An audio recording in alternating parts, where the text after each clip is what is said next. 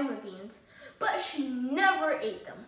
All of her friends hated lima beans, and she wanted to fit in.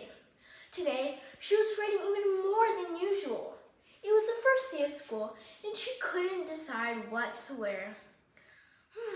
There were so many people to impress. Nah. She put on a pretty red dress and looked in the mirror. And then she screamed. Her mother ran into the room. "Oh my heavens, you're completely covered with stripes." As Jim Morrison said, a friend is someone who gives you total freedom to be yourself. This advice could have come in handy for Camilla, who wakes up one morning with a strange illness. But after a lot of clinical trial and error, she'll soon learn that, regardless of her outer appearances, most of her healing is done on the inside. A Bad Case of Stripes by David Shannon. Do you feel all right? I feel fine, but look at me. We'll get back in bed this instant. You're not going to school today. That afternoon, Dr. Bumble came to examine Camilla. Extraordinary. I've never seen anything like it. Are you coughing, sneezing, or uncontrollable twitching? No, I feel fine. And go to school tomorrow. The next day was a disaster. Everybody at school laughed at Camilla. She tried her best to pretend that everything was normal, but the other kids shouted out, "Let's see some purple polka dots." Sure enough, Camilla turned all purple polka dotted. Someone else shouted, "Check your board," and a pattern of squares covered her skin. That night, the school principal called.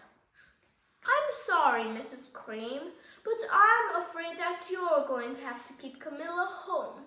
The other parents are afraid that the stripes might be contagious." Camilla was so embarrassed, nobody wanted to be in the same room as her. Well, yes, I see. Dr. Bumble arrived and went to work on Camilla. He squeezed, jabbed, tapped, and tested. Well, it's not the mumps or the measles. He handed her a bottle filled with different colored pills. Take one of each before bed. When she woke up the next morning, she looked in the mirror. And there, staring back at her, was a giant multicolored pill. By now, the TV had found out about Camilla. Reporters were outside her house telling the story of the bizarre case of the incredible changing kid. The cranes are stocked with all kinds of remedies from allergists, herbalists, an old medicine man, and even a veterinarian. Each so-called cure only added to Camilla's strange appearance. She spread her roots, feathers, and a long furry tail, but nothing worked. One day, Mr. Cream heard a quiet knock at the front door.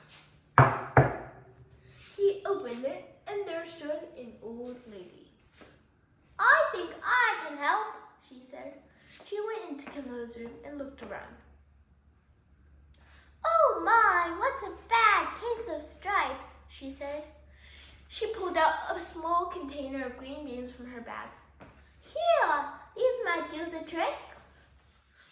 "Are those magic beans?" "Oh my, no, these are just plain old lima beans. I bet you like some, wouldn't you?" "Yuck, no one likes lima beans, especially me." "Then I guess I was wrong about you." Camilla finally couldn't stand it. "Wait! The truth is, I really love lima beans." "I thought so." Yummy. Suddenly, the roots, feathers, and branches began to disappear. Yippee! I'm cured! I knew the real you was in there somewhere. Afterwards, Camilla wasn't quite the same. Some kids said she was weird, but she didn't care. She ate all the lima beans she wanted and never had to touch her stripes again. Thank you.